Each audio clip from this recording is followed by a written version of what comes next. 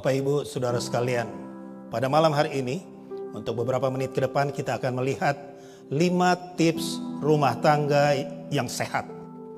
Yang dimaksudkan di sini adalah rumah tangga yang seimbang, rumah tangga yang stabil. Tentu bukan hanya 5 tips ini yang perlu diperhatikan, tetapi malam ini kita melihat 5 tips untuk menikmati rumah tangga yang sehat ini. Sebelum kita masuk pada 5 tips itu, ada satu dasar yang sangat penting sehubungan dengan pernikahan, sehubungan dengan rumah tangga. Hal ini bisa kita baca dalam Kejadian pasal 21 ayat 22. Di sana dituliskan seperti ini. Dan dari rusuk yang diambil Tuhan Allah dari manusia itu, dibangunnyalah seorang perempuan, lalu dibawanya kepada manusia itu.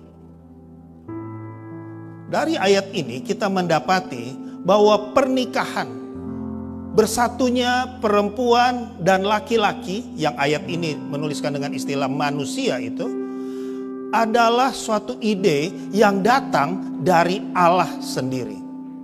Kalau ini datang dari Allah, kalau ini datang langsung dari Khalik semesta alam, maka suatu hal yang kita dapati di sini, pernikahan adalah suci. Keluarga adalah suci. Karena keluarga adalah suci, maka sepantasnya lah memasuki rumah tangga dengan cara-cara yang suci pula. Dan satu hal yang menarik untuk kita perhatikan di sini, dalam Kejadian 21 ayat 22, kesucian itu adalah ikut apa yang Alkitab katakan. Sedangkan Alkitab katakan pernikahan, keluarga adalah bersatunya seorang perempuan dan laki-laki, yang ayat ini istilahkan dengan manusia itu. Dengan demikian, pernikahan adalah antara pria dan wanita. Inilah yang Alkitab katakan. Walaupun faktanya sekarang ini ada pernikahan antara pria dengan pria, wanita dengan wanita. Tapi itu bukanlah yang Alkitab katakan. Kalau di Indonesia, kita bersyukur undang-undang dengan jelas nomor 1 tahun 1974 menyatakan pernikahan adalah antara pria dan wanita. Bukan antara pria dengan pria, bukan antara wanita dengan wanita. Hal ini adalah sesuatu yang perlu kita perhatikan di dalam kehidupan keseharian kita, dalam kehidupan bermasyarakat kita. Tips yang pertama yang kita boleh dapatkan dari Alkitab, kita boleh baca itu dalam buku Kidung Agung, pasalnya yang pertama, ayat yang kelima. Ayat ini menarik. Di sana ditulis seperti ini. Memang hitam aku, tetapi cantik, hai putri-putri Yerusalem, seperti kemah orang Kedar, seperti tirai-tirai orang Salma. Ayat ini dengan jelas mengatakan pengantin wanita berkata, memang hitam aku, tetapi cantik.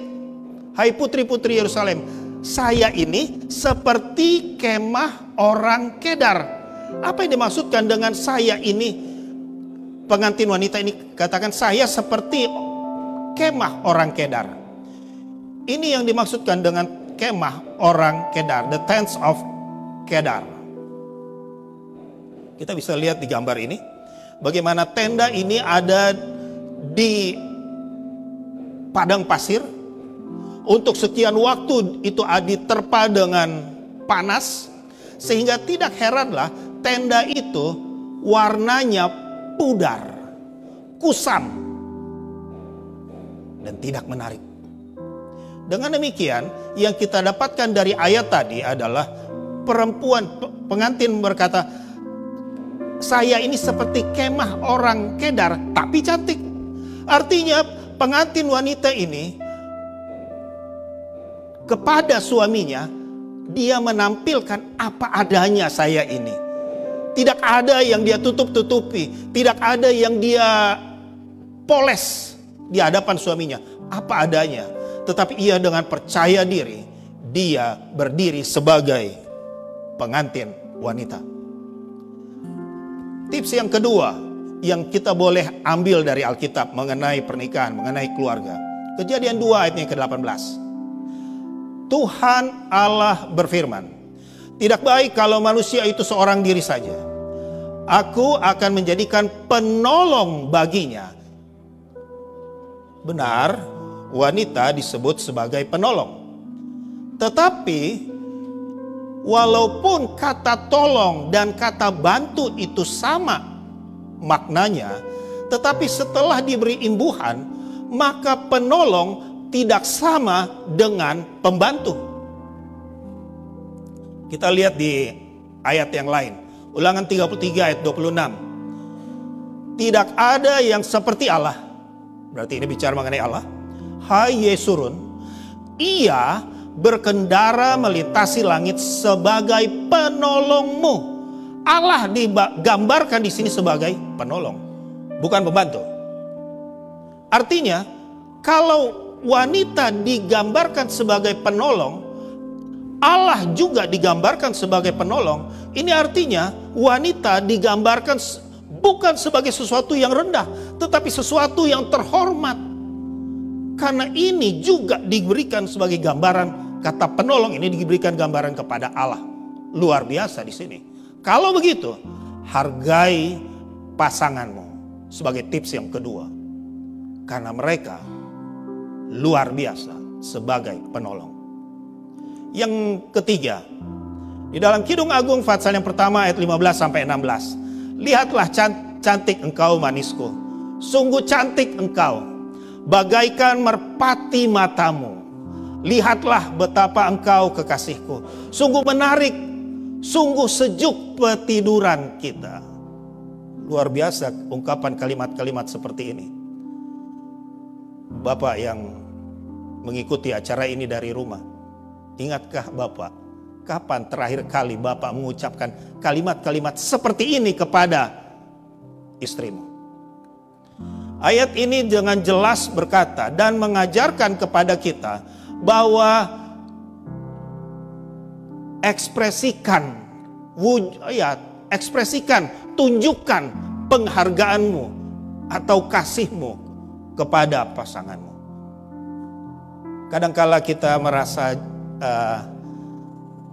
tidak biasa untuk mengungkapkan kata-kata seperti ini. Ya, tidak sama, semua orang tidak sama. Ada yang biasa dengan mengungkapkan kata-kata puisi, ada yang tidak biasa dengan mengucapkan kata-kata puisi. Tetapi tetap kita harus ungkapkan penghargaan kita, kasih kita kepada pasangan kita. Ada yang katakan, saya tidak biasa dengan ungkapan-ungkapan seperti ini. Saya tidak mesra, saya tidak romantis. Yang penting saya kan tidak menyeleweng. Kawan, tujuan kita bukan sekedar tidak menyeleweng. Tetapi tujuan kita adalah menikmati rumah tangga yang seimbang, yang sehat. Dan itu lebih dari sekedar tidak menyeleweng. Jadi kita perlu untuk menikmati rumah tangga yang biasa mengungkapkan rasa kasih itu satu dengan yang lain. Tips yang keempat yang saya ingin bagikan, Kidung Agung Fatsal 2 ayat 15. Tangkaplah bagi kami rubah-rubah itu. Jadi dari pengantin wanita katakan kepada pengantin pria, tangkaplah bagi kami rubah-rubah itu. Rubah-rubah yang kecil yang merusak kebun-kebun anggur. Kebun-kebun anggur kami yang sedang berbunga. Pengantin wanita katakan, "Pa, tangkap itu rubah-rubah." Rubah itu binatang yang kecil. Apalagi ditambah keterangan yang kecil. Seberapa besar kerusakan yang bisa dibuat oleh rubah? Tidak besar kerusakan yang dibuat oleh rubah. Tapi wanita ini, pengantin ini katakan, "Papa atau suamiku, tangkaplah bagi kami rubah-rubah kecil itu. Rubah-rubah yang kecil yang merusak kebun-kebun anggur." Ini menunjukkan suatu ajakan dari Alkitab bahwa keluarga yang sehat, keluarga yang seimbang adalah harus mampu mengatasi persoalan kecil sekalipun selesaikan. Kadang kita terpancing untuk ada persoalan, diamkan sajalah, nanti selesai sendiri. Atau pura-pura tidak tahu. Tetapi suatu skill yang penting di dalam setiap rumah tangga adalah skill kemampuan untuk menyelesaikan setiap persoalan yang ada. Yang kelima adalah Kejadian pasal 1 ayat 26 berkata, manusia diciptakan menurut gambar dan rupa kita. Menurut gambar dan rupa Allah. Kalau kita diciptakan menurut gambar dan rupa Allah, ingat Ulangan 7 ayat 9 katakan bagaimana Allah itu. Allah itu setia yang memegang perjanjian dan kasih setianya. Jadi kalau kita diciptakan menurut gambar dan rupa Allah, kita juga harus seperti Allah, setia, memegang perjanjian, kasih setia kita. Kidung Agung 4 ayat 12 memberikan gambaran di sini. Dinda pengantinku, kebun tertutup engkau, kebun tertutup dan mata air termeterai. Pernikahan adalah sesuatu yang eksklusif, yang tertutup, bukan untuk umum. Dengan demikian kita dapat pelajaran Alkitab ajarkan kepada kita. Di dalam rumah tangga, setialah. Tetapi mungkin masih muncul pertanyaan, bagaimana caranya kita menjalankan 1, 2, 3, 4, 5 tips untuk keluarga ini.